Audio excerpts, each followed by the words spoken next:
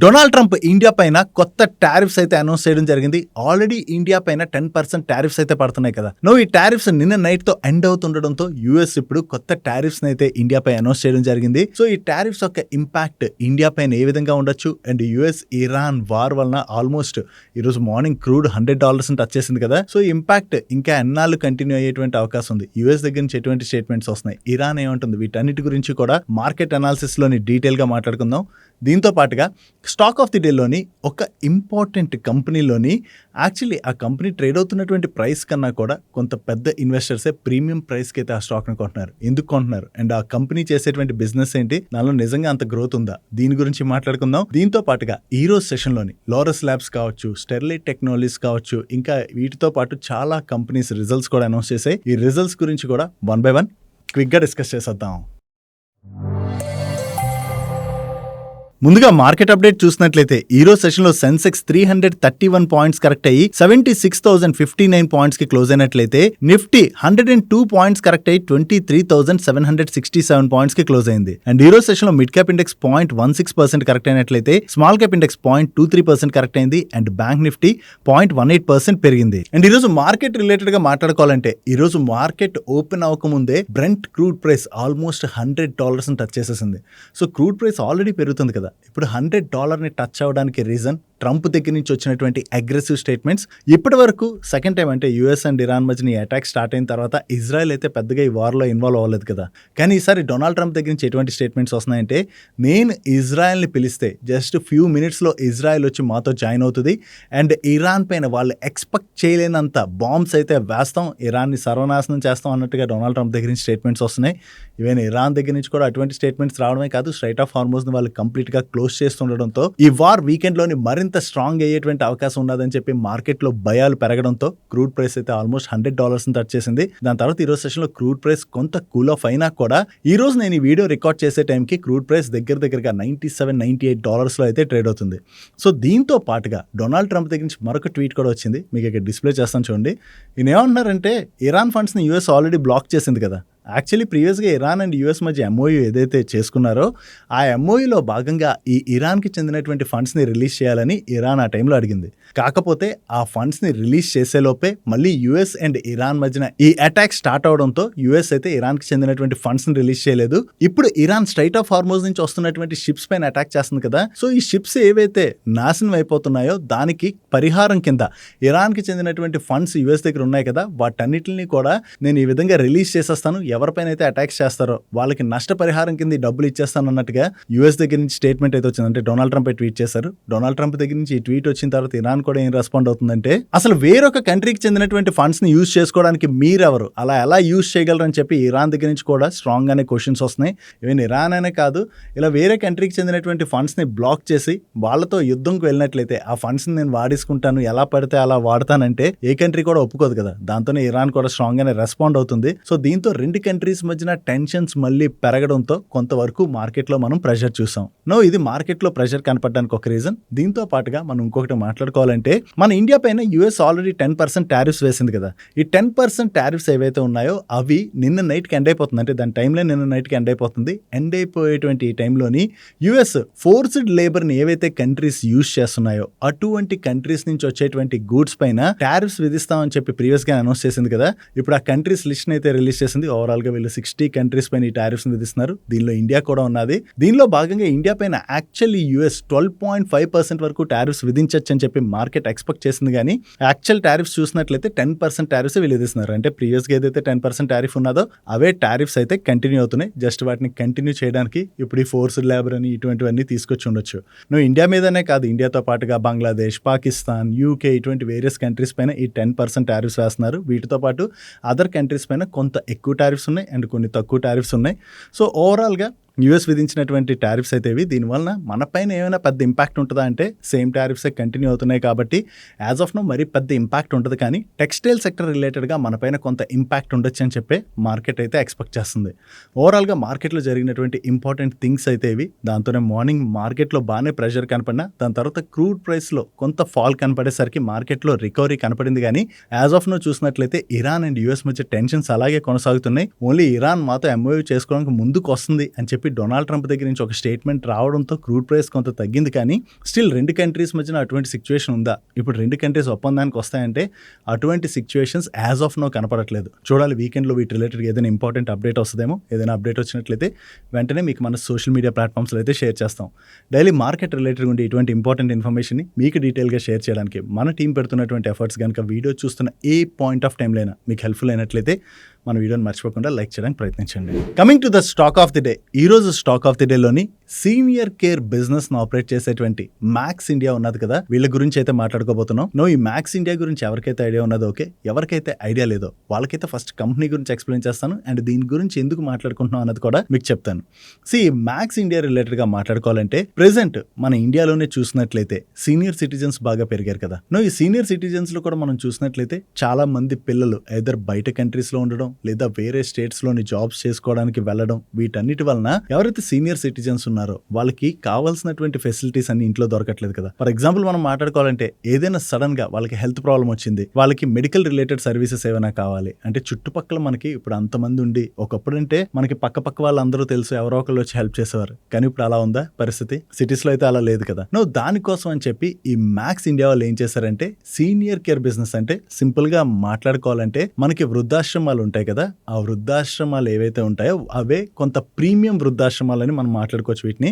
అటువంటి వాటిని వీళ్ళు స్టార్ట్ చేశారు. దీనిలో మనం చూసాం అనుకోండి ఫెసిలిటీస్, అన్ని రకాల ఫెసిలిటీస్ ఉంటాయి. ఫర్ ఎగ్జాంపుల్ వీళ్ళు ఒక బిల్డింగ్ కడతారు, ఆ బిల్డింగ్ లోని మనం ఒక ఫ్లాట్ రెంట్ కి తీసుకున్నాం. ఆ ఫ్లాట్ కి రెంట్ తీసుకుని ఉన్నట్లయితే మనకి అక్కడ డాక్టర్ సర్వీసెస్ ఉంటాయి అండ్ అలాగే మనకి రూమ్ క్లీనింగ్ సర్వీసెస్ కావచ్చు, ఫుడ్ రిలేటెడ్ అంటే వాళ్ళే ఫుడ్ ప్రిపేర్ చేసి ఇవ్వడం అండ్ అలాగే మనకి ఏమేమి సర్వీసెస్ కావాలో అన్ని రకాల సర్వీసెస్ కూడా వీళ్ళు ప్రొవైడ్ చేస్తారు. అండ్ అంతేకాకుండా ఇక్కడ సీనియర్ సిటిజన్స్ కి హెల్దీ లైఫ్ స్టైల్ మెయింటైన్ చేయడానికి కొంత వాళ్ళకి వర్కౌట్స్ చేయించడం కావచ్చు, యోగా చేయించడం అండ్ అలాగే సీనియర్ సిటిజన్స్ అందరూ కలిపి ఏవో ఒకటి కింద కూర్చొని మాట్లాడుకోవడానికి అది ఏవైనా ఈవెంట్స్ అవి కండక్ట్ చేయడం, ఇటువంటివన్నీ చేస్తున్నారన్నమాట.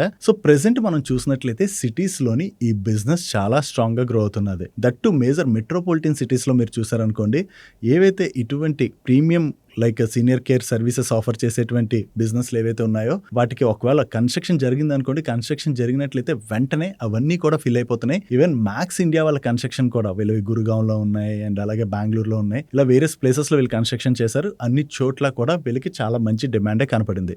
ఇది వీళ్ళు చేసేటువంటి బిజినెస్. ఈ కంపెనీ గురించి మనం ఇప్పుడు ఎందుకు మాట్లాడుకుంటున్నాం అంటే ఈ కంపెనీ 80 crores ప్రిఫరెన్షియల్ అలాట్మెంట్ లోని ఫండ్ రైజ్ అయితే చేసింది. ఈ ప్రిఫరెన్షియల్ అలాట్మెంట్ లోని షేర్స్ ఎవరికి ఇష్యూ చేశారో మీరు చూసినట్లయితే ఓవరాల్ గా 36 lakh షేర్స్ ఇష్యూ చేసినట్లయితే దానిలోని ఫేమస్ ఇన్వెస్టర్ అయినటువంటి మధు కైలా గారికి చెందినటువంటి ఫండ్ కే దగ్గరగా 22 lakh వారెంట్స్ ని ఈచ్ వారెంట్ 222 రూపీస్ చొప్పున వీళ్ళు ఇష్యూ చేయడం జరిగింది. ప్రెసెంట్ మార్కెట్ లో చూసినట్లయితే ఈ షేర్ అరౌండ్ 170 రూపీస్ దగ్గరలో ట్రేడ్ అవుతుంది. 170 రూపీస్ దగ్గరలో ట్రేడ్ అవుతున్నటువంటి షేర్ ఉన్నది అండ్ వీళ్ళు వారెంట్ ని 222 రూపీస్ అంటే కొంత ప్రీమియం కే ఇష్యూ చేశారు కదా. దట్ ఇంత ఫేమస్ ఇన్వెస్టర్ కొంత ప్రీమియం లోనే ఈ వారెంట్స్ ని తీసుకున్నారు అంటే వాళ్ళ ఫండ్ లోకి తీసుకున్నారని చెప్పి అప్డేట్ రావడంతో ఈ రోజు సెషన్ లో స్టాక్ అయితే పాజిటివ్ గా రియాక్ట్ అయింది. కంపెనీ గురించి మాట్లాడుకుంటే company side good company, capex అది స్ట్రాంగ్ గా చేసుకుంటూ వెళ్తున్నారు. కాకపోతే వీళ్ళు ఇంకా ప్రాఫిట్ సైడ్ మారాల్సి ఉన్నది, దాని రిలేటెడ్ గా వీళ్ళైతే వర్క్ చేసుకుంటూ వెళ్తున్నారు. ఫ్యూచర్ లో అంటే ఫస్ట్ అంతా క్యాపెక్స్ రిలేటెడ్ గా స్పెండింగ్ అది ఉంటది కాబట్టి వీళ్ళకి బాటమ్ లైన్ పైన కొంత ఇంపాక్ట్ అయితే ఉంటుంది. దాని తర్వాత అంటే వన్స్ ఇవన్నీ కంప్లీట్ అయిన తర్వాత డెఫినెట్ గా బిజినెస్ బాగానే గ్రో అవుతుంది కాబట్టి లాంగ్ టర్మ్ లో వీళ్ళు మంచి గ్రోత్ డెలివర్ చేసే అవకాశం అయితే ఉన్నది. నెక్స్ట్ ఫుడ్ డెలివరీ కంపెనీస్ అయినటువంటి స్విగ్గీ అండ్ జొమాటో రిలేటెడ్ గా కొంత నెగిటివ్ న్యూస్ అయితే కనపడుతుంది. దాంతో ఈ రోజు సెషన్ లో బోత్ స్టాక్స్ కొంత ప్రెషర్ కి గురయ్యాయి. స్విగ్గీ అండ్ జొమాటో రిలేటెడ్ గా ఉన్నటువంటి నెగిటివ్ న్యూస్ ఏంటంటే ఫ్లిప్కార్ట్ ఉన్నది కదా, ఈ ఫ్లిప్కార్ట్ వాళ్ళు కూడా ఫుడ్ డెలివరీ బిజినెస్ లోకి అయితే ఎంటర్ అవుతున్నట్టుగా అప్డేట్స్ అయితే వస్తున్నాయి. వీళ్ళు ఇనిషియల్ గా పైలట్ ప్రాజెక్ట్ లో భాగంగా బెంగళూరులోని ఈ ఫుడ్ డెలివరీ సర్వీసెస్ అయితే స్టార్ట్ చేస్తున్నట్టుగా ఎన్డీటీవీ ప్రాఫిట్ వాళ్ళు రిపోర్ట్ చేయడం జరిగింది. ఆల్రెడీ ఈ ఫుడ్ డెలివరీ సెగ్మెంట్ లో మనం చూసినట్లయితే అమెజాన్ వాళ్ళు ఎంటర్ అవుతున్నట్టుగా ప్రీవియస్ గానే న్యూస్ అయితే వచ్చింది కదా. ఒక పక్క అమెజాన్ ఎంటర్ అవడం అండ్ అమెజాన్ తో పాటు ఫ్లిప్కార్ట్ కూడా ఈ సెగ్మెంట్ లోకి ఎంటర్ అవుతుంది. అంటే ఇనిషియల్ గా ఈ ఫుడ్ డెలివరీ బిజినెస్ లోకి వీళ్ళు వచ్చినప్పుడు అంత పెద్దగా ప్రాఫిట్స్ ఉండేవి కాదు. కానీ ప్రెసెంట్ చూసాం అనుకోండి ఫుడ్ డెలివరీ బిజినెస్ ద్వారా వీళ్ళకి బాగానే మార్జిన్స్ అవి కూడా జనరేట్ అవుతున్నాయి. ఇక్కడ ఉన్నటువంటి ఆపర్చునిటీని క్యాటర్ చేయడానికి పెద్ద కంపెనీస్ లైక్ అమెజాన్ కావచ్చు, ఫ్లిప్కార్ట్ కావచ్చు, వీళ్ళైతే ఎంటర్ అవడానికి ప్రయత్నిస్తున్నారు కదా. వీళ్ళు ఎంటర్ అయిన తర్వాత వీళ్ళకి ఫండింగ్ రిలేటెడ్ గా పెద్దగా ప్రాబ్లం ఉండదు అండ్ అలాగే లాజిస్టికల్ ఇష్యూ కూడా వీళ్ళకి పెద్దగా ఉండదు కదా. ఎందుకంటే వీళ్ళు ఆల్రెడీ ఈ డెలివరీస్ ఇవి కూడా బాగానే మేనేజ్ చేస్తున్నారు కాబట్టి వీళ్ళకి వాటర్ రిలేటెడ్ గా కూడా పెద్ద ఇష్యూ ఉండదు. దాంతో ఈ బిజినెస్ ని కనుక వీళ్ళు స్ట్రాంగ్ గా ఎక్స్పాండ్ చేసుకున్నారు, లైక్ అమెజాన్ కావచ్చు, ఫ్లిప్కార్ట్ కావచ్చు, స్ట్రాంగ్ గా ఎక్స్పాండ్ చేసుకోగలిసినట్లయితే డెఫినెట్ గా జొమాటో జొమాటో అండ్ స్విగ్గీ వాళ్ళ మార్కెట్ షేర్ ని వీళ్ళు తినేసేటువంటి అవకాశం ఉండడంతోనే ఈ రోజు సెషన్ లో బోత్ స్టాక్స్ లో మనకి ప్రెషర్ కనపడింది. అండ్ ఈ మార్కెట్ షేర్ కోల్పోవడం అనే కాదు, ఇనిషియల్ గా అమెజాన్ కావచ్చు, ఫ్లిప్కార్ట్ కావచ్చు, ఈ బిజినెస్ లోకి ఎంటర్ అయినప్పుడు ఏం చేస్తారు, మార్కెట్ షేర్ ని గెయిన్ అవడం కోసం అని చెప్పి వాళ్ళు ఎక్కువ ఆఫర్లు ఇస్తారు. సో వాళ్ళు ఆఫర్లు ఇచ్చారు కదా అని వీళ్ళు ఇవ్వలేదు అనుకోండి, వీళ్ళ మార్కెట్ షేర్ పోద్ది కాబట్టి వీళ్ళు ఆఫర్లు ఇవ్వాలి. అలా ఆఫర్స్ ఎక్కువ ఇస్తే వీళ్ళ మార్జిన్స్ పైన ఇంపాక్ట్ పడేటువంటి అవకాశం అయితే ఉన్నది. బట్ యాజ్ ఆఫ్ నో ఇది అఫీషియల్ న్యూస్ కాదు, జస్ట్ మీడియా ప్లాట్ఫామ్స్ రిపోర్ట్ చేస్తున్న న్యూస్ మాత్రమే. చూడాలి దీని రిలేటెడ్ గా ఏదైనా అఫీషియల్ అనౌన్స్మెంట్ వస్తుందేమో. అండ్ వచ్చిన తర్వాత నిజంగా Flipkart and Amazon, Swiggy and Zomato వాళ్ళ మార్కెట్ షేర్ ని గెయిన్ చేయగలవా, దానివల్ల వీళ్ళపైన ఇంపాక్ట్ ఉంటుందా, మీరేమనుకుంటున్నారు కింద కామెంట్ సెక్షన్ లో ఎస్ ఆర్ నో కామెంట్ చేయడానికి ప్రయత్నించండి. సో మరింత మంది మన ఫాలోవర్స్ ఎవరైతే ఉన్నారో వాళ్ళందరికీ కూడా దీని యొక్క ఇంపాక్ట్ ఏ విధంగా ఉంటుంది అన్నది అర్థమవుతుంది. Next Manipal health care enterprises limited IPO details అయితే వచ్చేసాయి. ఈ ఐపీఓ జూలై 29th రోజున ఓపెన్ అయ్యి జూలై 31st రోజున క్లోజ్ అవబోతుంది. అండ్ దీని యొక్క total issue size 9,275 crores. And ఈ ఐపీఓని వీళ్ళు 560 rupees to 590 rupees in between price band లో కోట్ చేస్తున్నారు. అండ్ ఈ ఐపీఓలో మీరు పార్టిసిపేట్ చేయాలంటే మినిమం 25 షేర్స్ తోని ఐపీఓకి అప్లై చేయవలసి ఉంటుంది. దీనిలోని క్యూఐబీస్ కి 75%, ఎన్ఐఎస్ కి 15% అండ్ రీటైల్ కి 10% కోటాని అలొకేట్ చేయడం జరిగింది. రీసెంట్ గా ఐపీఓస్ అయితే మళ్ళీ బాగానే వస్తున్నాయి. దీనిలోని కొన్ని మంచి డిమాండ్ ఉన్నటువంటి ఐపీఓస్ కూడా వస్తున్నాయి. చాలా మంది అడుగుతున్నారు ఐపీఓకి అప్లై చేసినా మాకు ఐపీఓ రావట్లేదని చెప్పి. జనరల్ ఏదైనా డిమాండ్ ఉన్నటువంటి ఐపీఓకి మనం అప్లై చేసినప్పుడు మనకి అలాట్మెంట్ రావాలంటే మనం ఓన్లీ సింగిల్ అకౌంట్ తో అప్లై చేసాం అనుకోండి, అలాట్మెంట్ వచ్చేటువంటి ఛాన్సులు తక్కువగా ఉంటాయి. అందుకని అటువంటి టైంలో మన ఫ్యామిలీ మెంబర్స్ పైన కూడా డిమాట్ అకౌంట్ ఉన్నదనుకోండి, మల్టిపుల్ అకౌంట్స్ లో అప్లై చేసినట్లయితే అట్లీస్ట్ మనకి అలాట్మెంట్ వచ్చేటువంటి ఛాన్స్ ఉంటుంది. కాబట్టి డిమాండ్ ఉన్న ఐపీఓస్ లోని మనం మల్టిపుల్ అకౌంట్స్ లోని అప్లై చేయడం బెటర్. ఇంకా నెక్స్ట్ ఎన్ఎస్సి కావచ్చు, జియో కావచ్చు, ఇటువంటి ఐపీఓస్ కూడా వస్తున్నాయి. అండ్ జియో లాంటి ఐపీఓలోని షేర్ హోల్డర్ కోటా లాంటివి కూడా ఉంటాయి. కాబట్టి మనకి ఇప్పుడు మల్టిపుల్ అకౌంట్స్ అయితే ఎవరికైతే ఉన్నాయో వాళ్ళకైతే అలాట్మెంట్ ఛాన్స్ ఉంటుందో. ఒకవేళ మీ ఫ్యామిలీ మెంబర్స్ పైన మల్టిపుల్ అకౌంట్స్ ఓపెన్ చేసి ఐపీఓకి అప్లై చేయాలనుకున్నట్లయితే మన ఛానల్ ద్వారా మీకేమైనా వాల్యూ యాడ్ జరిగినట్లయితే మన ఛానల్ యొక్క రిఫరల్ లింక్స్ ఈ వీడియో యొక్క కామెంట్ సెక్షన్ లో ఫస్ట్ కామెంట్ లోను అండ్ అలాగే డిస్క్రిప్షన్ లోను ఉంటుంది. ఆ లింక్ మీద క్లిక్ చేసి మీరు డిమాట్ అకౌంట్ ఓపెన్ చేసుకోవచ్చు. ఆ లింక్ మీద క్లిక్ చేయడం ద్వారా మీరు డిమాట్ అకౌంట్ అయితే ఓపెన్ చేసుకోవచ్చు. నెక్స్ట్ ఇండిగో వాళ్ళకి అదానీ గ్రూప్ దగ్గర నుంచి బిగ్ రిలీఫ్ అనౌన్స్మెంట్ వచ్చింది. Actually Adani group airline business లోకి ఎంటర్ అవుతుందని చెప్పి చాలా రోజుల నుంచి న్యూస్ అయితే తిరుగుతున్నది కదా. దాని రిలేటెడ్ గా అదానీ వాళ్ళు ఎక్స్చేంజెస్ కి క్లారిఫికేషన్ రిలీజ్ చేస్తూ యాజ్ ఆఫ్ నో వీళ్ళు ఎయిర్లైన్ బిజినెస్ లోకి ఎంటర్ అవ్వాలని చెప్పి ఏమీ చూడట్లేదు. దీని రిలేటెడ్ గా అంటే మీడియాలో ఏదైతే న్యూస్ వస్తుందో అది జస్ట్ స్పెక్యులేటివ్ న్యూస్ మాత్రమే అని చెప్పి వీళ్ళు ఎక్స్చేంజెస్ కి క్లారిఫికేషన్ రిలీజ్ చేయడం జరిగింది. So Adani group airline business లోకి ఎంటర్ అయినట్లయితే ఇండిగోకి కాంపిటీషన్ అయి ఉండేది కదా మెయిన్లీ. సో ఇప్పుడు అదానీ గ్రూప్ ఎంటర్ అవ్వట్లేదు కాబట్టి అది ఇండిగో రిలేటెడ్ గా మనం రిలీఫ్ గా చూడొచ్చు. నెక్స్ట్ ఆస్ట్రల్ అండ్ అలాగే సుప్రీం ఇండస్ట్రీస్ ఈ రెండు కంపెనీస్ రిలేటెడ్ గా ఒక పాజిటివ్ న్యూస్ అయితే ఉన్నది.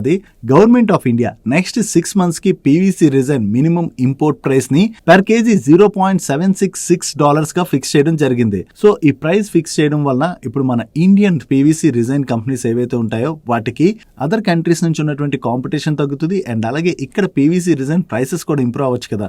ఆల్రెడీ జూలై స్టార్టింగ్ లోని పర్ కేజీ 80 ఉంటే ఇప్పుడు 85 కి అయితే పెరిగింది. సో ఈ పీవీసీ రిజైన్ ప్రైసులు కనుక పెరిగినట్లయితే డెఫినెట్ గా అది ఆస్ట్రల్ అండ్ అలాగే సుప్రీం ఇండస్ట్రీస్ వాళ్ళకైతే పాజిటివ్ కానుంది. దాంతోనే ఈ రోజు సెషన్ లో బోత్ స్టాక్స్ కొంత పాజిటివ్ గా రియాక్ట్ అయ్యాయి. నెక్స్ట్ ఎన్ఎస్సి వాళ్ళు F&O సెగ్మెంట్ లోకి 3 స్టాక్స్ అయితే యాడ్ చేస్తున్నట్టుగా నిన్న అనౌన్స్ చేశారు. దీనిలో మనం చూసినట్లయితే ఎథర్ ఎనర్జీ ఒకటి, బ్యాంక్ ఆఫ్ మహారాష్ట్ర ఒకటి అండ్ అలాగే సెగ్లిటీ లిమిటెడ్ ఈ 3 స్టాక్స్ లోకి కూడా ఫ్యూచర్ అండ్ ఆప్షన్ కాంట్రాక్ట్స్ అయితే ఇంట్రడ్యూస్ చేస్తున్నామని అండ్ ఇవి August 26 నుంచి అవైలబుల్ లోకి రాబోతున్నట్టుగా వీళ్ళైతే షేర్ చేయడం జరిగింది. నెక్స్ట్ లుపిన్ వాళ్ళ రిలేటెడ్ గా ఒక నెగిటివ్ అప్డేట్ ఉన్నది. వీళ్ళ కాంపిటేటర్ కంపెనీ అయిన తెవా వల్ల 12 డ్రగ్ కి అప్రూవల్ వచ్చినట్టుగా మీడియా ప్లాట్ఫామ్స్ అయితే రిపోర్ట్ చేస్తున్నాయి.